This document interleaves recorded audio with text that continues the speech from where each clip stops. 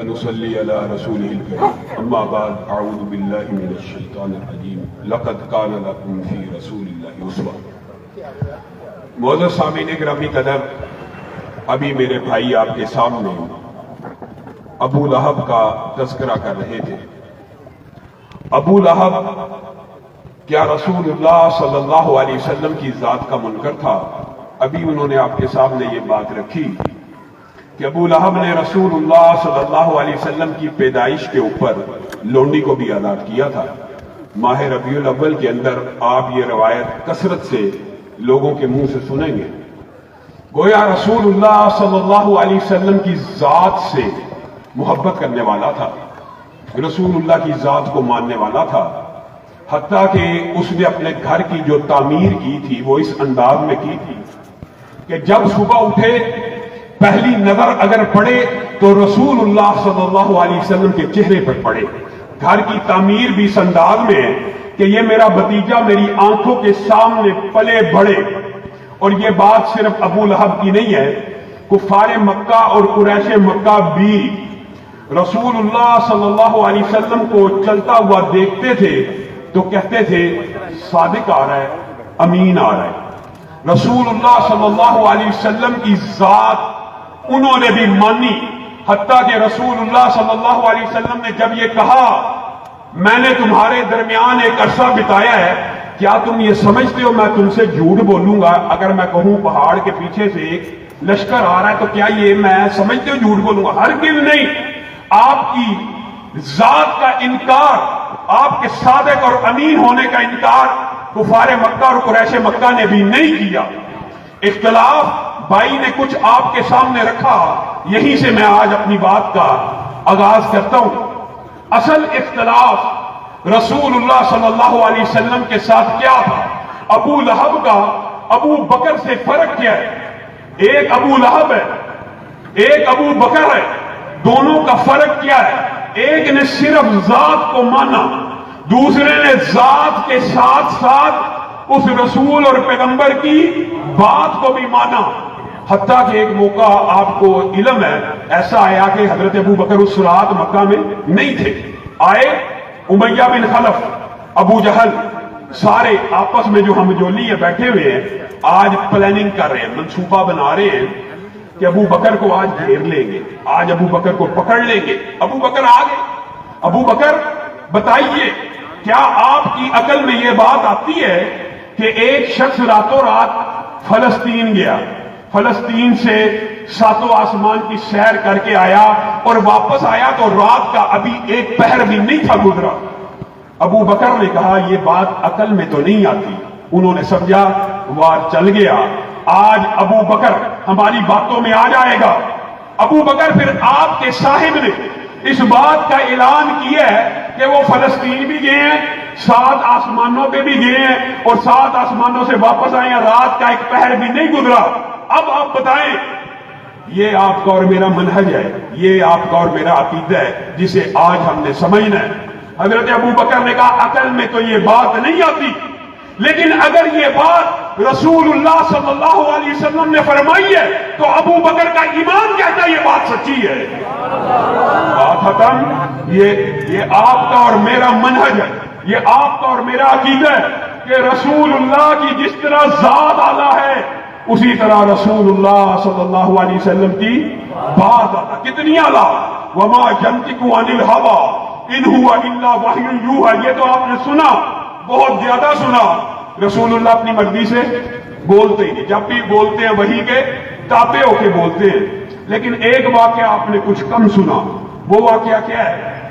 وہ واقعہ یہ ہے کہ عبداللہ بن عمر، آپ کو علم میں ہونا چاہیے، یہ عبداللہ بن عمر بن العاص ہیں، ان کے پاس لکھی ہوئی سب سے زیادہ حدیثیں ہیں۔ ویسے تو آپ کو علم ہے حضرت ابو ہریرہ کی روایات زیادہ ہیں، لیکن لکھی ہوئی کتابت میں ان کے پاس سب سے زیادہ ہے۔ کیوں؟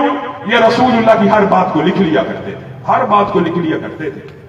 آج معاشرے کے اندر استخفاف حدیث، استحکار حدیث، انکار حدیث کا جتنا بھی فتنہ ہے وہ سارا جس فلسفے کی بنیاد کے اوپر ہے اس دور میں بھی وہ فلسفہ موجود تھا۔ کیسے؟ عبداللہ بن عمر بن العاص ہر بات کو لکھ لیا کرتے تھے، تو کفار مکہ نے اور قریش مکہ نے اور ارد گرد کے لوگوں نے ان کو ایک وسوسہ ڈالا. کیا کہا؟ رسول اللہ بشر، رسول اللہ بشر ہیں، یتکلم فی الغضب والرضا، وہ کبھی غصے میں بولتے ہیں اور کبھی خوشی میں بولتے ہیں، آپ ہر بات کو لکھ لیتے. یہ وسوسہ آج انکار حدیث کا سب سے بڑا سرخیز غامدی آپ کو ڈالتا ہے کہ رسول اللہ کی ایک زندگی بشری ہے، ایک زندگی نبوی ہے. کون بیان کرے گا، کون فیصلہ کرے گا کہ یہ نبوی زندگی میں فرمان ہوا تھا، یہ بشری زندگی میں فرمان ہوا تھا؟ اسی طرح کا مغالطہ وہاں پہ بھی ڈالا گیا. اب انہوں نے لکھنا چھوڑ دیا. رسول اللہ صلی اللہ علیہ وسلم باہر آئے، دیکھا عبداللہ بن عمر بن العاص نہیں لکھ رہے. کہا کیا بات ہے؟ واقعہ لمبا چوڑا مختصر آپ کے سامنے رکھتا ہوں. انہوں نے کہا اس طرح مجھے قریشیوں نے یہ وسوسہ ڈالا، شکار ڈالا کہ آپ تو بشر ہیں، کبھی غصے میں ہوتے ہیں کبھی خوشی میں ہوتے ہیں، تو غصے والی بات بھی میں لکھ لیتا ہوں. شاید آپ کا مقصود نہ ہو، شاید آپ چاہتے نہ ہو تو آپ کے منہ سے نکل جاتی ہو. خوشی میں بھی کوئی ہو سکتا ہے کلمہ ایسا آپ کے منہ سے نکل جاتا ہو. تو وہاں پہ رسول اللہ صلی اللہ علیہ وسلم نے آپ کا اور میرا عقیدہ، آپ کا اور میرا منہج بیان کیا. وہ کیا؟ رسول اللہ صلی اللہ علیہ وسلم نے ارشاد فرمایا اکتب اکتب فوالذی نفسی بیدی فوالذی نفسی بیدی، لکھا کر اس ذات کی قسم جس کے ہاتھ میں محمد صلی اللہ علیہ وسلم کی جان ہے، ما یخرج منہ الا حق، اس زبان سے حق کے علاوہ کچھ نہیں نکلتا. لکھا کر. مجھے بتائیے جس زبان سے حق کے علاوہ کچھ نہیں نکلتا، نہ غصے میں نہ خوشی میں، اس کی بات کو چھوڑ دیا جائے، اس کی حدیث کو چھوڑ دیا جائے، اس کے عمل کو چھوڑ دیا جائے اور صرف ذات کے ساتھ محبت کرتے جائیں. اور میرے بھائیوں، ذات کے ساتھ محبت کرنا یہ بھی ہونی چاہیے، لیکن اصل محبت یہ ہے کہ آپ رسول اللہ کی صرف ذات سے محبت نہ کریں، ان کی بات سے بھی محبت کریں. یہ دو واقعات بھی شاید آپ نے علماء سے سنے ہوں. ایک رسول اللہ وحی کتابیں بولتے ہیں، ایک آپ کی زبان سے غمی میں، خوشی میں، تنگی میں، آسانی میں کبھی حق کے علاوہ کچھ نہیں نکلتا. اور تیسری بات جو آج آپ کے سامنے رکھنا چاہتا ہوں وہ یہ ہے کہ رسول اللہ صلی اللہ علیہ وسلم کا جو حکم ہے، کیا وہ رسول اللہ کا حکم ہے کہ اللہ کا حکم ہے؟ رسول اللہ صلی اللہ علیہ وسلم جو حکم دیں اس کو ماننا، کیا صرف رسول اللہ کو ماننا ہے یا اللہ کو ماننا ہے؟ رسول اللہ صلی اللہ علیہ وسلم نے یہودیوں کی ایک بستی کے بارے میں صحابہ کو حکم دیا. کس نے حکم دیا؟ رسول اللہ نے. کس کو حکم دیا؟ صحابہ کو. حکم دینے والے کون ہیں؟ رسول اللہ. حکم کس کو دے رہے ہیں؟ صحابہ کو. کہ یہ جو سامنے کی جھاڑی ہے نا یہ کاٹ دو، یہ جو تنے ہیں یہ چھوڑ دو، یہ کاٹ دو، یہ چھوڑ دو، حکم دے رہے ہیں. صحابہ نے ایسا ہی کیا تو یہودیوں نے، لمبا چوڑا واقعہ ہے، یہودیوں نے پراپوگنڈا شروع کر دی. کیا پراپوگنڈا کیا؟ کہ رسول اللہ صلی اللہ علیہ وسلم اللہ کے رسول ہیں، پیغمبر ہیں، درخت کاٹتے ہیں، جھاڑیاں کاٹتے ہیں، وہ تو جنگوں میں نہیں کاٹی جا سکتی، وہ اس طرح کا پراپوگنڈا کہ یہ بات عقل کے خلاف ہے، منطق کے خلاف ہے کہ رسول اللہ صلی اللہ علیہ وسلم یہ حکم دے دیں. صحابہ کو مغالطہ ڈالا، وسوسہ ڈالا، صحابہ کو وسوسہ ڈالنے کی کوشش کی تو آسمان سے آیتیں نازل ہونا شروع. کیا نازل ہوئی؟ ما قطعتم من لینۃ او ترکتموها قائمۃ علی اصولها فباذن اللہ. پڑھیے، فباذن اللہ. نہیں تم نے کوئی جاڑی کاٹی، نہیں کوئی جاڑی تم نے چھوڑی، اس کا حکم کس نے دیا؟ اللہ نے. اللہ کے حکم سے کاٹی گئی اور اللہ کے حکم سے چھوڑی گئی. حکم دینے والے کون تھے؟ حکم کس نے دیا تھا؟ کس کو دیا تھا؟ اللہ کہہ رہا میں نے دیا ہے. رسول اللہ صلی اللہ علیہ وسلم کی حدیث کو میں اور آپ صحیح معنوں میں سمجھ نہیں سکے. رسول اللہ کے قول فعل عمل کی ہم نے وہ قدر و قیمت جو ہونی چاہیے، وہ قدر و قیمت ہمیں سمجھ نہیں آئی. آج اس بات کو سمجھ کے جائیے کہ دین کس چیز کا نام ہے، شریعت کس چیز کا نام ہے، اسلام کس چیز کا نام ہے. حدیث جبریل مشہور ہے، آپ سب کو میں پڑھوں گا تو یاد آ جائے گی. ایک شخص رسول اللہ صلی اللہ علیہ وسلم کی بارگاہ میں آیا، صحابہ اس کو نہیں تھے پہچانتے، تو کہنے لگے یہ تو لازمی مسافر ہے، لیکن اس کے کپڑوں کو دیکھا تو بالکل تر و تازہ جیسے آج کل استری ہوئے ہوتے، نیٹ اینڈ کلین۔ کہا مسافر ہوتا تو کپڑے خراب ہوتے، لیکن شکل سے مسافر ہے، پہچانتے ہمیں نہیں، تو یقینی بات ہے مسافر ہے۔ خیر اس حدیث سے محدثین نے 10 سے زیادہ مسائل اخذ کیے ہیں، ان میں سے صرف ایک نقطہ آج آپ کے سامنے رکھنا ہے۔ وہ آ کے رسول اللہ صلی اللہ علیہ وسلم کی بارگاہ میں بیٹھ گیا اور آ کے کہنے لگا ما هو الاسلام، ما هو الایمان، ما هو الاحسان، اسلام کیا ہے، احسان کیا ہے، ایمان کیا ہے۔ اب جب بھی کوئی بندہ، عام فہم بات ہے، کسی سے سوال کرے تو اس کا مطلب ہوتا ہے اسے معلوم نہیں، سوال جو کر رہا ہے تو معلوم نہیں۔ انداز عجیب ہے کہ نبی کریم صلی اللہ علیہ وسلم سے سوال کر رہا ہے جیسے معلوم نہیں ہے، اور جب رسول اللہ صلی اللہ علیہ وسلم جواب دیتے ہیں، وہ سب جوابات آپ کو آتے ہیں، جو جواب دیتے ہیں تو آگے سے کیا کہتا ہے؟ صدقتا، آگے سے تصدیق کرتا ہے، جیسے پہلے سے علم ہے۔ ابھی پہلے سے علم تھا تو سوال کیوں کیا؟ اور اگر سوال کیا تو رسول اللہ کے جواب دینے کے بعد تصدیق کیوں کرتا ہے؟ میرے بھائیوں، جب وہ شخص چلا گیا تو رسول اللہ صلی اللہ علیہ وسلم نے صحابہ سے کہا تمہیں پتہ کون آیا تھا؟ کہا ہمیں علم نہیں ہے۔ کہا جبریل امین آئے تھے 7 آسمانوں کے اوپر سے۔ کیا کرنے کے لیے آئے تھے؟ ایک آپ کا اور میرا منہج بیان کرنے کے لیے آسمان سے جبریل امین آئے، صحابہ کو جو منہج دیا، جو عقیدہ دیا، جو فلسفہ دیا، جو نقطہ دیا، جو نظریہ دیا، وہ یہ تھا تمہیں تمہارا دین سکھانے کے لیے آئے۔ کیا کرنے آئے ہیں؟ تمہیں تمہارا دین سکھانے کے۔ جبریل امین آسمان سے آئے ہیں کیا کرنے کے لیے؟ دین سکھانے کے لیے۔ جبریل نے کیا سکھایا؟ جبریل نے وہ کون سا دین سکھایا؟ یہ بات نقطے کی اور سمجھنے کی ہے، ہمیشہ کے لیے پلے سے باندھ لیجیے۔ جبریل آسمان سے دین سکھانے آتے، رسول اللہ اعلان کر دیتے کہ آسمان سے جبریل امین آئے، آپ کے سامنے گفتگو کریں گے، تقریر کریں گے، حدیث تقریری بھی بن جاتی، آپ کو سمجھا بھی جاتے۔ نہیں، دین سکھانے آئے، دین سکھانے آئے ہیں۔ اور دین کیا سکھا کے گئے ہیں کہ جب تک رسول اللہ کی زبان سے کوئی حکم، کوئی لفظ، کوئی تشریح ادا نہ ہو جائے، وہ اس وقت تک دین نہیں بن سکتی، چاہے آسمان سے جبریل امین کا نزول کیوں نہ ہو جائے۔ ادا کون کرے گا؟ رسول اللہ، تو دین بنے گا۔ ادا رسول اللہ کریں گے تو دین بنے گا۔ اس کی ایک مثال عام فہم یوں سمجھیے، رسول اللہ صلی اللہ علیہ وسلم ایک دن حج کے بارے میں گفتگو فرما رہے تھے، حج کے بارے میں ایک بندے کے ذہن میں سوال آ گیا، وہ کھڑا ہو گیا، کہنے لگا افی کلی عامن یا رسول اللہ، کیا ہر سال حج فرض ہے صاحب استطاعت کے اوپر؟ سوال کا آ جانا کوئی چندے کی بات نہیں ہے۔ رسول اللہ نے اسے اعراض کیا، رسول اللہ نے جواب نہ دیا، اس نے پھر کیا، پھر رسول اللہ نے جواب نہ دیا، پھر کیا، پھر نہ جواب دیا، یعنی رسول اللہ صلی اللہ علیہ وسلم اس کو اوائڈ کر رہے۔ اور جب کچھ عرصہ گزر گیا تو رسول اللہ نے کہا اب کہاں ہے وہ سوال کرنے والا، اس کو بلایا جائے۔ اور میرے بھائیو، یہ آپ کا اور میرا عقیدہ ہے، یہ میرا اور آپ کا سچا سیدھا منہج ہے، اس کو بلایا جائے۔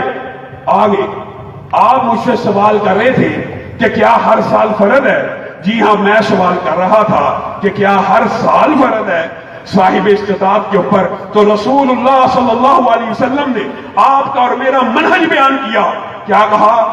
لو قلت نعم، لو قلت نعم، غور کیجئے، لو قلت نعم، اگر میں کہتا جی ہاں، اگر میں کہتا نون عین میم 3 حرف ہے، لواجبت، تو میری امت کے لیے ہر سال کے لیے فرض ہو جاتا۔ اگر رسول اللہ کی زبان سے صرف جی ہاں نکل جاتا تو امت کے اوپر فرض ہو جاتا۔ اور رسول اللہ صلی اللہ علیہ وسلم تلقین کرتے رہے، کسی بات کو سمجھاتے رہے، نماز کا طریقہ بتلاتے رہے، وہ حکم دیتے رہے کہ نماز اس طرح پڑھو جس طرح میں نے پڑھی۔ آج کے لوگ عجیب و غریب فلسفہ بیان کرتے ہیں، اور یار حاجی صاحب آ گئے ہیں، یار لڑکا آ گیا مسجد میں، یار اس کو نماز پڑھنے دو، اینی حدیثیں لے کے آ جاتے ہو، اس طرح پڑھو، اس طرح۔ یار نماز تو پڑھ رہا ہے، نماز تو پڑھ رہا ہے، اس کو پڑھنے دو۔ ایمانداری سے بتلائیے گا، قربانی کے ایام میں کوئی حاجی صاحب ایک بکرا لے کے آئے، اس کا کان کٹا ہو، اس کا سینگ ٹوٹا ہوا ہو، وہ ٹانگ سے لنگڑا ہو، تو تم میں سے کون ایسا ایک بندہ جو کہے گا یار حاجی صاحب کو قربانی کرنے دو، چلو کر تو دے؟ کوئی ایک بھی کہے گا؟ کیا کہو گے؟ عیب دار ہے قربانی، عیب دار ہے۔ خلاد بن رافع کی حدیث ہم بھول چکے۔ خلاد آئے، آگے نماز پڑھی، رسول اللہ صلی اللہ علیہ وسلم کو سلام کیا، رسول اللہ صلی اللہ علیہ وسلم نے سلام کا تو جواب دیا، لیکن ساتھ میں کیا کہا؟ ارجع فصلی فإنک لم تصلی، واپس لوٹ جائیے، آپ نے نماز نہیں پڑھی۔ پھر پڑھی، پھر آئے، پھر سلام کیا، جواب دیا، کہا ارجع فصلی فإنک لم تصلی، آپ نے نماز کوئی نہیں پڑھی۔ 3 دفعہ ایسا ہو گیا۔ بعض روایات میں اور بھی الفاظ ہیں۔ حلال آ کے کہنے لگے اے اللہ کے رسول مجھے آتی ہی ایسے، میں نے پڑھتا ہی ایسے ہوں، مجھے آتی ہی ایسے ہے۔ رسول اللہ صلی اللہ علیہ وسلم نے کہا چلو پڑھتے ہو تو پڑھتے چلے جاؤ، چلو حاجی صاحب نماز تو پڑھنا شروع ہو گیا حج کے بعد، مولوی صاحب صوفی صاحب نماز تو پڑھنے دو۔ رسول اللہ صلی اللہ علیہ وسلم نے کہا اے خلال جب تو رکوع کیا کر تو اطمینان بھی کیا کر، اطمینان بھی رسول اللہ کی سنت ہے، اعتدال رسول اللہ کی سنت ہے۔ جب سجدے میں جایا کر کمر کو سیدھا کیا کر، یہ کیا رکوع میں جاتا ہے رکوع پورا نہیں ہوتا، کھڑا ہو جاتا ہے، سجدے میں جاتا ہے سر زمین کو پورا نہیں رکھتا، اٹھ جاتا ہے۔ ایک اعتدال کی سنت کو چھوڑنے کے اوپر رسول اللہ نے 3 مرتبہ ان کو واپس بھیجا کہ آپ کی نماز قبول نہیں ہوئی۔ اور اب میں آپ کے سامنے جو بات رکھنے والا ہوں وہ یہ ہے، یہ کسی مولوی کا فتویٰ نہیں، یہ کسی عالم کا فتویٰ نہیں، یہ کسی مفتی یا فقیہ کا فتویٰ نہیں ہے۔ حذیفہ بن یمان کے سامنے بعین اسی طرح ایک شخص آیا اور آ کے اس نے بھی نماز پڑھی اور سلام کیا۔ حذیفہ نے کہا آپ نے نماز ادا نہیں کی۔ اس نے کہا یہ نماز تو میں 40 سال سے پڑھ رہا ہوں۔ کہا منذ کم تصلی ہکذا، کتنے سال سے؟ کہا 40 سال سے۔ اذن ما صلیت الآن، یہ حذیفہ بن یمان کا فتویٰ ہے، کسی مولوی کا فتویٰ نہیں ہے۔ پھر میری بات یاد رکھ لیجئے، ابھی تک آپ نے ایک بھی نماز کو ادا نہیں کیا، اور اگر آپ اسی طرح فوت ہو گئے تو آپ غیر اسلام پہ فوت ہو جائیں گے۔ آپ مجھے بتائیے میں اور آپ کس بات کی مولی ہے، کس کھیت کی مولی ہے؟ آپ کے صحابی ایک تابعی کو کیا بات کہہ رہے کہ آپ نے ایک بھی نماز نہیں پڑھی، وجہ کیونکہ نماز سنت کے مطابق، کیونکہ نماز سنت کے مطابق۔ اور دوسری طرف علماء مشائخ بیٹھے ہیں، سنن نسائی کی حدیث ہے، ایک بندہ اٹھے اور وہ کیا کرے؟ اس طرح وضو کرے جس طرح رسول اللہ صلی اللہ علیہ وسلم نے کیا۔ ایک طرف 40 سال کا نمازی ہے، دوسری طرف ایک بندہ ابھی اٹھے، اس طرح وضو کرے جس طرح رسول اللہ صلی اللہ علیہ وسلم نے وضو کیا، اور صرف 2 رکعتیں اس طرح پڑھ لے جس طرح رسول اللہ صلی اللہ علیہ وسلم نے پڑھی ہے۔ حدیث کے الفاظ ہیں وہ ایسا ہو جائے گا جیسے آج ماں کے پیٹ سے پیدا ہوا۔ صرف 2 رکعتیں اگر رسول اللہ کے مطابق ہوں تو سارے گناہ معاف۔ 40 سال کی نمازیں اگر رسول اللہ کی نمازوں کے برابر کے مطابق نہیں ہیں تو کوئی قبول نہیں۔ ایک بندہ اٹھے، آپ وہ واقعہ بھول گئے، 3 صحابی آئے تھے رسول اللہ کے پاس، 3، اور انہوں نے گھر سے کیا پوچھا تھا؟ رسول اللہ کیسے عبادت کرتے ہیں، کیسے روزے رکھتے ہیں، کیا ان کے معمولات ہیں؟ جب انہوں نے معمولات رسول اللہ صلی اللہ علیہ وسلم کے سنے تو وہ کہنے لگے یہ تو رسول اللہ کی اگلی پچھلی ساری خطائیں اللہ نے معاف کی ہوئی ہیں، ہم کچھ بڑھ کے کریں گے، ہم کچھ آگے نکلیں گے۔ ایک صحابی نے کہہ دیا میں روزے ہی رکھوں گا، دوسرے نے کہا میں سجدہ قیام ہی کروں گا۔ 2 نے آگے بڑھنے کی کوشش کی، تیسرے نے کہا رسول اللہ کے تو اگلے پچھلے سب معاف ہیں، رسول اللہ نے تو شادیاں کی، میں آج کے بعد شادی نہیں کروں گا، میں متقی بن جاؤں گا، میں رہبانیت کو اختیار کروں گا۔ 3 صحابہ نے کیا نہیں؟ کون ہے؟ صحابہ۔ اگر یہ بات سمجھ آ جائے تو معاشرے سے فرقہ واریت بدعات کا خاتمہ ہو جائے۔ 3 صحابہ نے ارادہ کیا، نیت نیک ہے کہ بد ہے؟ ایک صحابی کہہ رہا میں ساری زندگی روزے رکھوں گا، ایک کہہ رہا میں ساری زندگی قیام کروں گا، ایک کہتا میں شادی نہیں کروں گا۔ نیک نیت ہی ہے کہ بد نیت ہے؟ رسول اللہ کو خبر مل گئی کہ 3 بندے ابھی آئے ہیں اور ایسی باتیں کر کے گئے ہیں۔ رسول اللہ نے فوری ان کو طلب کیا، اور جواب میں آپ کا اور میرا منہج اور عقیدہ بیان کیا. کیا کہا؟ کہا میں تم میں سے سب سے زیادہ متقی ہوں، میں تم میں سے سب سے زیادہ اللہ سے ڈرنے والا ہوں. میں پیر اور جمعرات کا روزہ رکھتا ہوں، باقی دن نہیں رکھتا. میں رات کو قیام بھی کرتا ہوں اور سوتا بھی ہوں. میں محمد صلی اللہ علیہ وسلم جو کائنات میں سب سے زیادہ متقی ہے، سب سے زیادہ اللہ سے ڈرنے والا ہے، اس محمد صلی اللہ علیہ وسلم نے شادیاں بھی کی ہیں. فمن راغب عن سنتی فمن راغب عن سنتی فلیس منی. کن کو کہہ رہے ہیں؟ صحابہ کو. جو میری سنت سے اعراض کرے گا، جو میری سنت سے اعراض کرے گا. اس راغبہ کے اندر محدثین نے جو تشریح کیا، اگر یہ سمجھ آ جائے تو شاید ہمارا عقیدہ بھی ٹھیک. اعراض کا مطلب کیا ہوتا ہے؟ یا آگے بڑھ جانا یا پیچھے رہ جانا. دونوں باتیں اس ایک لفظ میں پوشیدہ ہیں. یہاں سے آپ یہ بات سمجھیے. آپ کے سامنے ایک بات رکھ رہا ہوں اور مزید ایگزامپل کے طور پہ. آپ میں سے یا میں، ہم میں سے کوئی شخص ارادہ کرے کہ میں پورا سال روزہ رکھوں گا، پورا سال متصل روزے رکھتا چلا جاؤں گا، پورے سال کے 360 دن روزے رکھتا چلا جاؤں گا. بتائیے اس کو ثواب ملے گا یا گناہ ملے گا؟ بتائیے. گناہ ملے گا. روزہ رکھنے کا گناہ وہ کیسے ہو سکتا ہے؟ روزہ تو دین سے ثابت ہے، روزے کی تو اصل موجود ہے. لیکن اگر کوئی بندہ پورا سال روزہ رکھے، رسول اللہ کی حدیث کے مطابق اس کو اجر و ثواب نہیں ملے گا، بلکہ کیا ملے گا؟ گناہ ملے گا. دوسری طرف رسول اللہ نے عبداللہ بن عمر بن العاص کو کیا کہا تھا؟ 3 روزے اگر تو رکھ لے، 3 روزے ایام 20 کے 3 روزے، ایک طرف پورے سال کے روزے رکھے ہو، مہر نبوت موجود نہ ہو، وہ روزے سارے اللہ کے ہاں مقبول نہیں ہیں. اور دوسری طرف اگر تو صرف 3 روزے رکھ لے، یہاں پہ مہر نبوت موجود ہے، یہاں پہ حکم رسول موجود ہے، تجھے 3 روزوں کا ثواب نہیں بلکہ کتنے روزوں کا ثواب ملے گا؟ 30 روزوں کا.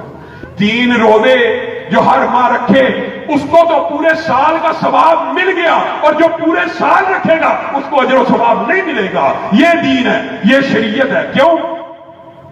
اللہ کو تعداد مقدار مطلوب نہیں ہے. اعمال کے اوپر اللہ کو مقدار اور تعداد مطلوب نہیں ہے. اعمال کے اوپر اللہ رب العزت کو یہ بات مطلوب ہے کہ اس عمل کے اوپر پیارے نبی کی مہر ہے یا نہیں. پیارے نبی کی مہر ہے تو عمل قبول ہے. امام مالک کے پاس ایک اور مثال سے آپ کو بات سمجھاتا ہوں. امام مالک کے پاس ایک شخص آ گیا اور آ کے کہنے لگا، اے امام مالک،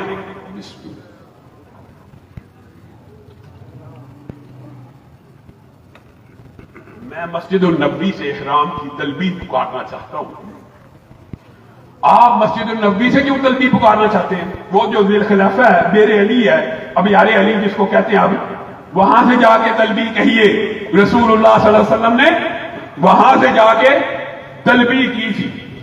اچھا جی، میں امام مالک آپ کو ایک بات بتاتا ہوں. ہاں جی، کیا بات ہے؟ یہ جو مسجد النبی ہے اس میں روزہ تو میرے یاد جنت ہے. ادھر ایک نماز کا ثواب 1000 نماز کے برابر ہے. یہ آخری نبی کی آخری مسجد ہے. اس مدینہ کے اندر دجال نہیں آ سکتا، اس مدینہ میں طاعون نہیں آ سکتا.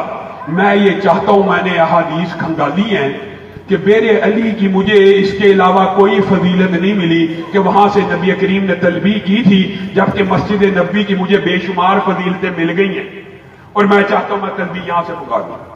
تو امام مالک نے ان کے سامنے ایک آیت پڑھی تھی، فَلْيَحْذَرِ الَّذِينَ يُخَالِفُونَ عَنْ أَمْرِهِ أَن تُصِيبَهُمْ فِتْنَةٌ. اے شخص تو ڈر جا، تو فتنے میں مبتلا ہو چکا ہے. تیرا عقیدہ اور نظریہ یہ ہے، اور یہ بات یاد رکھیے، آج بھی یہ حسب حال ہے. تیرا عقیدہ اور نظریہ یہ ہے کہ جس فضیلت کا، جن فضائل کا تجھے علم ہو گیا، وہ معاذ اللہ رسول اللہ کو علم نہ ہوئے، وہ رسول اللہ کو خبر نہ ہوئی. تیرے لیے یہی بات کافی ہے ذی الحلیفہ سے تلبیہ کہنے کے لیے کہ رسول اللہ صلی اللہ علیہ وسلم نے وہاں سے تلبیہ کی ہے. ڈر جا. آج ہمارا ذہن یہ ہے، نیکی کا کام ہی ہے نا، فضائل کا کام ہی ہے نا، اچھا کام ہی ہے نا، نیت نیک ہے تو کر لیجئے، حرج کیا ہے؟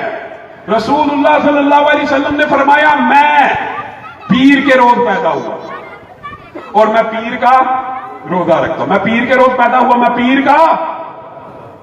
ایک بندہ کہ نہیں میں پیر کا روزہ نہیں, رسول اللہ جب پیدا ہوئے میں اس دن عید کروں گا, روزے کے دن عید. جس چیز کو رسول اللہ صلی اللہ علیہ وسلم نے اپنی پیدائش سے خاص کیا اور ہفتے روزے کے ساتھ خاص کیا, میں پیر کو پیدا ہوا میں پیر کا روزہ رکھتا ہوں. ایک مولوی اٹھے وہ کہ نہیں میں پیر کو عید مناؤں گا. بتائیے اس نے رسول اللہ کے حکم کو مانا یا اپنی اجتہاد اور اپنی رائے کو مانا؟ اور رائے وہ بھی رسول اللہ کے سامنے رائے چلانا. حضرت عمر نے پوری زندگی میں ایک مرتبہ صلح حدیبیہ کے موقع کے اوپر رسول اللہ کی بارگاہ میں آ کے یہ بات کہی تھی, اے اللہ کے رسول کیا ہم حق پہ نہیں ہیں؟ حق پہ. کیا وہ باطل نہیں ہے؟ باطل ہے. تو پھر یہ شرائط کیسی ہیں؟ یہ کیسی شرائط ہے؟ رسول اللہ نے کیا جواب دیا تھا؟ انی رسول اللہ, میں اللہ کا رسول ہوں. عمر بات ختم. حضرت عمر کیا کیا پھر مدتیں بیت گئی, میں 10 برس زندہ رہا, جہاد کرتا رہا, صدقے دیتا رہا کہ اللہ اس دن کی خطا میری معاف کر دے. اور میں اور آپ رسول اللہ صلی اللہ علیہ وسلم کی حدیث کے سامنے اپنی رائے بھی چلا دیں, اپنی فقہ بھی چلا دیں, اپنے اجتہادات کو بھی چلا دیں, اپنے قول کو بھی چلا دیں, اپنے فعل کو بھی چلا دیں. اور ایک بات یہ بات بھی یاد رکھنے کی ضرورت ہے, آج کل ایک فلسفہ اور نکلا ہوا, قرآن پاک کو بھی براہ راست سمجھنا چاہیے. انکار حدیث, صرف قرآن, صرف قرآن, صرف قرآن. قرآن پاک براہ راست پڑھو, قرآن پاک کو ترجمے سے پڑھو, قرآن پاک کو لغت کے ذریعے سمجھو. اور میرے بھائیو اللہ کی قسم رسول اللہ صلی اللہ علیہ وسلم صرف شارح نہیں ہے, شارح بھی ہیں. شارح بھی رسول اللہ ہے. وَأَنزَلْنَا إِلَيْكَ الذِّكْرَ لِتُبَيِّنَ لِلنَّاسِ مَا نُزِّلَ إِلَيْهِمْ. اللہ کہہ رہا ہے آپ کے اوپر قرآن نازل کیا, آپ بیان کریں کہ اللہ نے کیا بیان کیا, لوگ نہ بیان کریں. اللہ نے کیا بیان کیا وہ آپ بیان کریں. ساری دنیا کے منکرین حدیث جمع ہو جائے قصر نماز کو, قرآن پاک میں قصر نماز ہے لیکن قرآن پاک سے ثابت نہیں کر سکتے. کیا وجہ؟ فَلَيْسَ عَلَيْكُمْ جُنَاحٌ ان تقصروا من الصلاة ان خفتم ان يفتنكم الذين كفروا. کیوں نہیں ثابت کر سکتے؟ فَلَيْسَ عَلَيْكُمْ جُنَاحٌ ان تقصروا من الصلاة ان خفتم ان يفتنكم الذين كفروا. اس آیت کا ترجمہ یہ ہے تمہارے پہ کوئی حرج نہیں کہ تم نمازوں کو قصر کر لیا کرو. آگے کیا؟ ان خفتم, اگر تمہیں خوف ہو کفار کے حملے کا, اگر تمہیں خطرہ ہو کفار کے حملے کا تب نماز قصر کر لیا کرو. اب یہ تو قرآن پاک میں قید لگائی ہوئی ہے, کفار کے حملے کا خطرہ ہو تو نماز قصر کرنی ہے. آپ اور میں کیوں قصر کر رہے ہیں؟ کسی منکرین حدیث سے پوچھ لیجیے کہ آپ قصر کس بنیاد پہ کرتے ہیں. اور آپ کو حیران کن بات بتاؤں, یعلا بن امیہ کا بعض روایات میں یہ لفظ آتا ہے کہ وہ ایک دن حضرت عمر کے پاس آ گئے اور آ کے کہنے لگے عمر آپ آرڈیننس جاری کیجیے. عمر نے کہا کیا آرڈیننس؟ یہ قرآن کی جو آیت ہے نا یہ کفار کے حملے کے ساتھ خاص تھی, اب آرڈیننس جاری کیجیے, نماز قصر ختم ہوگی, ابھی ہمیں کفار کے حملے کا خطرہ نہیں ہے. تو حضرت عمر کا چہرے کے اوپر مسکراہٹ. حضرت عمر کہنے لگے عجبت مما عجبت, عجبت مما عجبت. اے یعلا بن امیہ میں تجھے کیا بیان کروں, اسی آیت کے بارے میں مجھے بھی تعجب پڑ گیا تھا اور میں رسول اللہ صلی اللہ علیہ وسلم کی بارگاہ میں پیش ہو گیا تھا.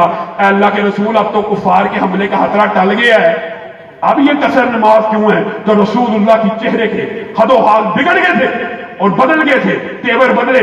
رسول اللہ صلی اللہ علیہ وسلم نے کہا یہ اللہ نے صدقہ دیا اور میں محمد صلی اللہ علیہ وسلم اس صدقے کو امت میں جاری رکھنا چاہتا ہوں. بتائیے رسول اللہ جو قرآن پاک کی آیت کی تشریح کریں گے, حضرت عمر کے بارے میں محدث ہے, محدث جن کے زبان سے حق کے علاوہ کچھ نہیں نکلتا, جن کے فضائل ہیں, جن کی عام امت کی خواب تو حجت نہیں ہے لیکن رسول اللہ کی خواب تو حجت ہے نا. رسول اللہ نے خواب میں دیکھا تھا عمر کو لمبی قمیض, اور تعبیر کیا کی؟ تعبیر بھی رسول اللہ نے کر دی, دین کا علم ہے, دین کا علم. وہ عمر بھی اگر قرآن پاک کو براہ راست سمجھنے کی کوشش کرتا ہے تو خطا کا امکان ہے. اور صرف ایک بات نہیں ہے, یہ آیتیں متعدد ہیں. حضرت عدی بن حاتم کے بارے میں آپ جانتے ہیں کہ جس وقت یہ آیت نازل ہوئی کلوا واشربوا حتی یتبین لکم الخیط الابیض من الخیط الاسود, حیران کن بات ہے. گاندھی صاحب ذرا غور کریں, لغت کے ذریعے قرآن پاک کو سمجھیں گے. صحابی بھی لغت کے ذریعے رسول اللہ کی حدیث کے بغیر تشریح کے بغیر اگر سمجھنے کی کوشش کرتا ہے تو کیا مغالطہ پڑ سکتا ہے؟ عدی بن حاتم نے اپنے سرانے کے اوپر 2 داغے رکھے، ایک سفید داغا اور ایک کالا داغا، اور دیکھنے لگے، کھاتے پیتے رہے۔ جب روشنی پڑ گئی، جب کالا الگ ہو گیا سفید الگ ہو گیا، تب تک کھاتے پیتے رہے۔ اگلے دن رسول اللہ صلی اللہ علیہ وسلم کی بارگاہ میں پیش ہوئے، رسول اللہ بھی مسکرانا شروع ہو۔ اے عدی، تو نے قرآن پاک کو کیا سمجھا؟ اور یہ سفید اور کالے داغے سے مراد اصلی سفید اور کالا داغا نہیں تھا، ایک صبح کی سفیدی تھی، ایک رات کی تاریکی تھی، اس سے مراد یہ تھی۔ اگر براہ راست حدیث کے بغیر قرآن پاک کو بھی سمجھنے کی کوشش کرو گے، الذین آمنوا ولم یلبسوا ایمانہم بظلم اولئک لہم الامن وہم مہتدون۔ صحابہ کو یہ آیت بڑی چوبی اور آگے کہنے لگے، اللہ کے رسول اتنی سخت آیت کہ جو بندہ اپنے جانوں کے اوپر ظلم نہ کرے۔ یہ کیسے ہو سکتا ہے؟ ظلم تو ہر بندہ کرتا ہے، یہ ممکن نہیں ہے گناہ نہ ہو، کہیں نہ کہیں ظلم تو ہو جاتا ہے، کبھی کوتاہی ہو جاتی۔ صرف جنت اسی کے لیے، صرف امن اسی کے لیے، صرف ہدایت اسی کے لیے جو ظلم نہ کرے۔ رسول اللہ صلی اللہ علیہ وسلم مسکرانا شروع کیا۔ پہلے تو ایک صحابی کا فہم تھا نا، یہاں پہ صحابہ اکٹھے آئے، تم نے قرآن پاک کو کیا سمجھا؟ اس سے مراد یہ کہ ان الشرک لظلم عظیم، اس سے مراد شرک ہے کہ شرک کی آمیزش ایمان میں نہیں ہونی چاہیے۔ آگے آئیے، من یعمل سوءا یجزا بہ، یہ مغالطہ حضرت ابو بکر کو لگا۔ آگے اللہ کے رسول کی بارگاہ میں اور صحابہ کو بھی اس آیت کے بارے میں بھی بڑا شدید لگی۔ اللہ کے رسول، جو بندہ عمل کرے گا برا، اس کو اس کا بدلہ یقینی اور لازمی طور پہ ملے گا۔ رسول اللہ صلی اللہ علیہ وسلم مسکرانا شروع ہو گئے۔ ابو بکر، آپ نے قرآن پاک کو کیا سمجھا؟ الست تمرض الست تحزن، کیا تجھے بیماری نہیں لگتی؟ کیا تجھے غم نہیں لگتا؟ کیا تجھے مصیبت نہیں آتی؟ جب بھی کوئی مصیبت آتی ہے گناہ مٹ جاتے ہیں، ضروری نہیں بدلا ہو۔ جب بھی بندہ استغفار کرتا ہے گناہ مٹ جاتے ہیں۔ گویا آپ کے سامنے یہ بات رکھنے کا مقصد یہ ہے کہ دین کس چیز کا نام ہے؟ رسول اللہ صلی اللہ علیہ وسلم کے قول کا، فعل کا، عمل کا، حتیٰ کہ قرآن پاک کی تشریح بھی کس کی قبول ہوگی؟ رسول اللہ صلی اللہ علیہ وسلم کی۔ اور آج کل ایک فلسفہ تحقیق کے اس حوالے سے ایک بات کر کے میں اپنی بات کے اختتام کی طرف بڑھوں گا۔ رسول اللہ صلی اللہ علیہ وسلم نے 3 جرنیل صحابہ کو کہا، انطلقوا حتی تأتوا روضۃ خاخ، یہاں سے چلو اور روضہ خاخ نامی وادی میں جب پہنچو گے تو وہاں پہ ایک عورت ہوگی، ماہا کتاب، اس کے پاس ایک رسالہ ہے، وہ پکڑ لانا، ہاتھ ہے۔ یہ تینوں علی، مقداد چلیں گے، زبیر، جرنیل صاحب۔ جب وادی خاک میں پہنچے وہ عورت وہاں پہ موجود تھی، کجاوا بھی موجود ہے، اونٹ بھی موجود ہے، عورت بھی موجود ہے۔ انہوں نے اچھی طرح سامان کی تلاشی لی، عورت کی تلاشی لی، خط نہ ملا، خط نہ ملا۔ اب کسی عام بادشاہ کے نمائندے ہوتے یا قاصد ہوتے تو وہ بادشاہ کو کیا کہتے کہ آپ کو جو اطلاع ملی ہے وہ غلط ہے، آپ کو جو اطلاع ملی ہے وہ غلط ہے، اور عورت کے پاس کوئی لیٹر نہیں ہے۔ یہاں پہ صحابہ نے آپ کا اور میرا منہج بیان کیا۔ عورت نے کہا آپ کو اطلاع ملی ہے، میرے پاس ہاتھ ہے، میرے پاس کوئی حق نہیں ہے، میرے پاس کوئی حق نہیں ہے۔ آگے میں صحابہ کا میں مفہوماً آپ کے سامنے رکھ رہا ہوں، جو جواب ہے وہ یہ ہے کہ تحقیق تو کہتی ہے، تفتیش تو کہتی ہے کہ خط تیرے پاس نہیں۔ آج کل یہی فلسفہ ہے نا، یہ جی سائنسی تحقیق کے مطابق یہ بات پوری نہیں اترتی، یہ بات تحقیق تو کہتی ہے خط تیرے پاس نہیں، تفتیش اور تلاشی بھی کہتی ہے ہاتھ تیرے پاس نہیں، لیکن ہمارا ایمان کہتا ہے ہاتھ تیرے پاس ہے، نکال دے۔ لَتُخْرِجِنَّ الْكِتَابَ أَوْ لَنُلْقِيَنَّ الثِّيَابَ، اگر تو نے خط نہ نکالا، ہم تجھے برہنہ کر کے، ہم تجھے ننگا کر کے تلاشی لیں گے اور پھر تجھے حق دینا پڑے گا۔ اور عورت نے ایسا چکما دیا ہوا تھا کہ اگر وہ برہنہ تلاشی بھی لیتے تو حق نہ ملتا، لیکن عورت کو سمجھ آ گئی یہ کسی عام بادشاہ کے بھیجے ہوئے نہیں ہے، ان کا ایمان ہے، حق میرے پاس ہے۔ آرام سے بالوں کی چوٹی کے اندر ایک طے کی ہوئی پرچی نکالی اور صحابہ کو تھما دی۔ رسول اللہ کی کوئی بات، رسول اللہ کی کوئی حدیث ممکن نہیں ہے کہ وہ حجت نہ ہو، دلیل نہ ہو۔ لیکن میرے بھائی آخر میں ایک بات میں آپ سے بھی کہنا چاہتا ہوں، ہم نے عقیدہ تو یہ بنا لیا، فلسفہ تو یہ بنا لیا کہ ہم اہل حدیث ہیں، ہمارا منہج سلیم ہے، اور ہے فخر ہونا چاہیے، اس بات کے اوپر فخر بھی ہونا چاہیے۔ لیکن ہم نے رسول اللہ صلی اللہ علیہ وسلم کو امام تو مان لیا، لیکن ماننا کس کا؟ صرف مسجد کا. ہم نے رسول اللہ کو امام تو ماننا ہے، لیکن کس کا؟ صرف مسجد کا. رسول اللہ صلی اللہ علیہ وسلم آج اہل توحید کی نظر میں بھی، اہل حدیث کی نظر میں بھی اور اہل سنت کی نظر میں بھی مسجد کے تو امام ہیں، لیکن بازار کے امام نہیں ہیں. مسجد کے تو امام ہیں، ریاست کے امام نہیں ہیں. مسجد کو تو امام ہے، سیاست کے امام نہیں ہیں. مسجد کو تو امام ہے، لیکن عدالت کے امام نہیں. میرے بھائیو، رسول اللہ صلی اللہ علیہ وسلم کی جیسے دیگر احادیث ہیں، یہ بھی منہجی احادیث ہے. کیا بنی اسرائیل کے انبیاء کے سیاسی وارث کون ہوا کرتے تھے؟ نبی ہوا کرتے تھے.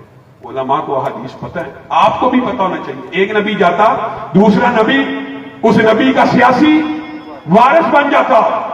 رسول اللہ صلی اللہ علیہ وسلم نے اس کے ساتھ ایک بات بیان کی، بنی اسرائیل کے اندر نبی دوسرے نبی کے سیاسی وارث بن جاتا، لیکن میری امت میں نبی نہیں آئے گا. میری امت میں نبی نہیں آئے گا، لیکن میری امت میں علماء آئیں گے. میری امت میں علماء آئیں گے اور وہ میرے وارث ہوں گے.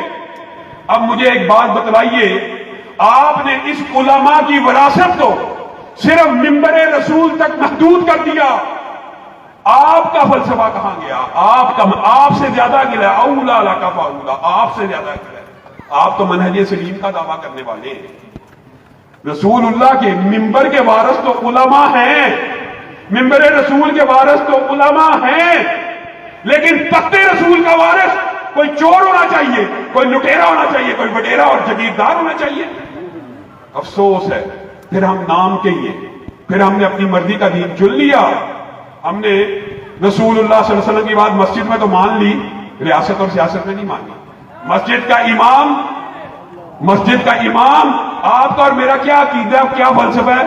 عجیب و غریب. یہ مسجد کا جو امام ہے نا، آج شکر ہے اللہ کا، چلو اتنی اچھائی باقی ہے، منبر رسول کا جو وارث ہے وہ کرپٹ نہیں ہونا چاہیے، وہ چور نہیں ہونا چاہیے، وہ زانی نہیں ہونا چاہیے.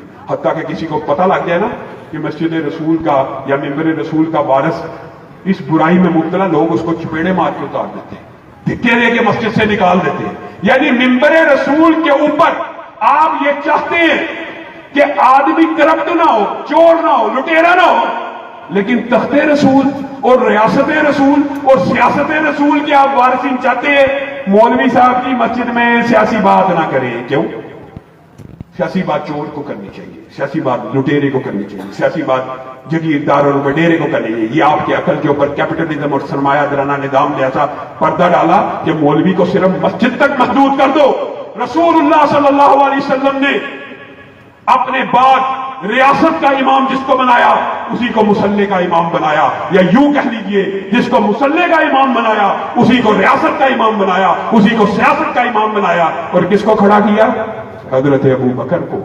ابو بکر کے بعد عمر آئے، عمر کے بعد علی آئے، عمر کے بعد عثمان آئے، عثمان کے بعد علی آئے.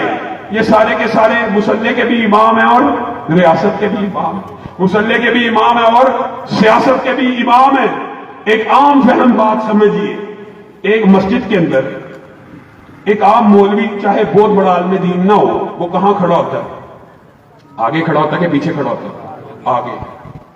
ایک مسجد کے اندر تو مولوی اور عالم آگے کھڑا ہو، لیکن سیاست رسول کے اندر، ریاست رسول کے اندر چاہے زانی حکمران بن جائے، چاہے شرابی حکمران بن جائے، چاہے وڈیرا حکمران بن جائے، آپ کے منہج کو کوئی فرق نہیں پڑتا. آج تکبیر، آج انقلاب علامہ شاہ ولی ظہیر صاحب قدم بڑھاؤ، قدم بڑھاؤ. آج ضرورت اس بات کی، اگر آپ منہج میں سچے ہیں تو آئیے نون لیگ کو چھوڑ کر، پی ٹی آئی کو چھوڑ کر اسلام پسندوں کا اور دینی جماعتوں کا ساتھ دے دیجئے. 75 سال گزر گئے ہیں، کس کی باری نہیں آئی؟ نون لیگ کی باری آ گئی، پی ٹی آئی کی باری آ گئی، پیپل پارٹی کی باری آ گئی. وہی دیری نہ بیماری، وہی نہ محکمی دل کی، علاج اس کا وہی آب نشاط انگیز ہے ذاتی. اللہ کی قسم پاکستان کے حالات بھی تب بدلیں گے جب آپ کے دماغوں سے یہ فلسفہ نکل جائے گا. اور آج آپ سب مجرم ہیں. کس بات کے؟ ٹرانسجینڈر ایکٹ پیش ہوا، ایمانداری سے بتائیے، جتنے بھی بیٹھے ہیں ان میں سے شاید گنتی کے 2 یا 4 لوگ ہو जिन्होंने दीनी जमातों को वोट डालना होगा। बाकी माशाल्लाह सारे नून लीगी और पीटीआई के लोग नजर आ रहे हैं, शायद कोई एक आधा पीपल पार्टी का भी हो। आपने 3 जमातों को वोट डाला, या नून लीग को डाला है, या पीटीआई को डाला है, या पीपल पार्टी को डाला है। अयाज सादिक ने इस ट्रांसजेंडर बिल को पेश किया, शीरी मदारी इसकी स्पोक्स पर्सन, नवीद कमर इसको पेश करने वाला असेंबली के अंदर। बताइए, ये जो वोट आपने दिए इन सेकुलर और लिबरल पार्टीज को, आज इन्होंने हम जिस परस्ती का जो बिल पास किया, इस गुनाह में आप शामिल हैं कि नहीं हैं? सारे उलमा से जाइए, मेरा फतवा नहीं है, पाकिस्तान के किसी भी मसलक के किसी भी आलम से फतवा ले लीजिए, आप सब मुजरिम हैं। और इस जुर्म की तलाफी कैसे होगी? आपको खड़ा होना पड़ेगा, आपको हमारी आवाज पे लब्बैक कहना होगा। यह जरूरी नहीं है कि हम असेंबलियों में मौजूद हो तो ट्रांसजेंडर बिल को रोकेंगे। अल्लाह के फजलो करम से अगर आप मेरा साथ दें तो हम चौकों में, चुराहों में इस बिल के अलावा एहतजाज करेंगे। ये पाकिस्तान की पार्लियामेंट के अंदर से मंजूर नहीं हो सकती।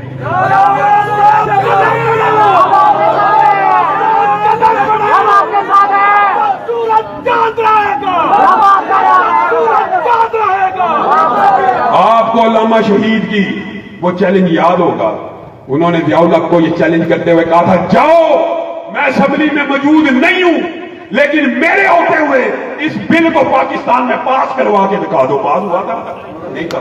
आपकी ताकत से, आपकी कुव्वत से, अवाम एक कुव्वत होती है, अवाम एक ताकत होती है। अवाम को भेड़ बकरियों की तरह सेकुलर पार्टियों में हाँक देना और सेकुलर पार्टियों के तंदूर में झोंक देना।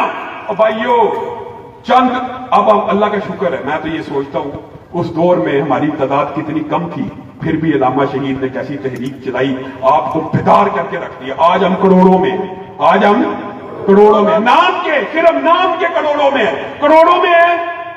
पूरे पाकिस्तान में एक हल्का इंतखाब ऐसा नहीं है जहां से आप अपनी जमात की बुनियाद के ऊपर या अपने मसलक की बुनियाद के ऊपर सीट हासिल कर सकें। एक भी नहीं है। और ये तो मैंने बहुत बड़ी बात की, एक पीपी भी नहीं है। और ये भी बड़ी बात की, आप एक यूनियन काउंसिल का इलेक्शन भी अपने बलबूते पे नहीं जीत सकते, क्योंकि आपकी जहन साजी नहीं हुई। जब भी कोई खड़ा होगा, नून लीग को वोट देगा, पीटीआई को वोट देगा। आइए, दीनी जमातों के साथ, इस्लामी तहरीकों के साथ खड़े हो जाइए। अगर आप मनहज में सच्चे हैं, अगर आप अपने मसलक के सही वफादार हैं, तो छोड़ दीजिए जी तहरीक दिफा इस्लाम व पाकिस्तान की जमात को तोड़ने के लिए। अल्लाह की कसम खा के कहता हूं, तहरीक दिफा इस्लाम व पाकिस्तान किसी जमात के खिलाफ नहीं बनी, किसी जमात को तोड़ने के लिए नहीं बनी, बल्कि जमात को वो लाखों नौजवानों की अफरादी कुव्वत मुहैया करने के लिए बनी है कि जिनके बलबूते के ऊपर हम पाकिस्तान के अंदर दिफाए हक में नबूवत के नारे लगाएंगे, हुर्मत रसूल के दिफा के नारे लगाएंगे, गैर इस्लामी बिलों के खिलाफ सड़कों पे, चौकों में और चौराहों में निकलेंगे। कब निकलेंगे? ये सारे अफराद जब जमातों से वाबस्ता हो जाए, तो बड़ी बड़ी जमातें भी हों, उनके साथ वाबस्तगान कितने हैं? हम हैं करोड़ में ना, जमात के साथ कितने हैं? 1 लाख भी नहीं। क्यों? तरबियत नहीं है। पीटीआई के अंदर है, नून लीग के अंदर है। ये तहरीक दिफा इस्लाम व पाकिस्तान आपको नून लीग और पीटीआई और पीपल पार्टी के जहन्नुम से निकालने के लिए, आपको अपना प्लेटफॉर्म देने के लिए आई है। मजहबी जमातों का इत्तेहाद हो तब भी, ना हो तब भी आप रुकनीयत शादी के अंदर हिस्सा लें। अल्लाह के फजलो करम से अगर आप लोग मेरा साथ देंगे, और ये इंशाअल्लाह वक्त की भी आवाज है, और मेरे लिए मरकजी जमीयत मैं खुद उसका अहदेदार हूं, बड़ी मोहतरम है मेरे लिए। जमातुल दावा भी बड़ी मोहतरम है मेरे लिए, आलमी भी मेरे लिए। हर अहले हदीस मेरी आंख का तारा है, और हर अहले इस्लाम मेरे दिल में बसता है, जिसके अंदर इस्लाम की दर्द है। हुर्रियत फिक्र और बिदारी की इस तहरीक का साथ दे दीजिए। आपको चंद माह नहीं गुजरेंगे, कुछ देर नहीं गुजरेगी, अगर बिखरे हुए जर्रात हैं तो मिल जाए कि सहरा नजर आए, बिखरे हुए कतरात हैं तो मिल जाए कि दरिया नजर आए। और फिर ये जब दरिया झूम के उठेंगे तो तिनकों से न टाले जाएंगे। कभी सैलाब के आगे भी बंद माना जा सकता है, कभी तूफानों को भी कोई रोक सकता है, लेकिन ये काम आप लोगों के ताउन से और आप लोगों के साथ देने से होगा। मैं आपसे ये वादा लेना चाहता हूं कि ट्रांसजेंडर एक्ट के खिलाफ, हुर्मत रसूल के लिए, दिफाए सहाबा के लिए, दिफाए शाइरिल्लाह के लिए अगर हम आपको कॉल देंगे, आप निकलने के लिए तैयार हैं?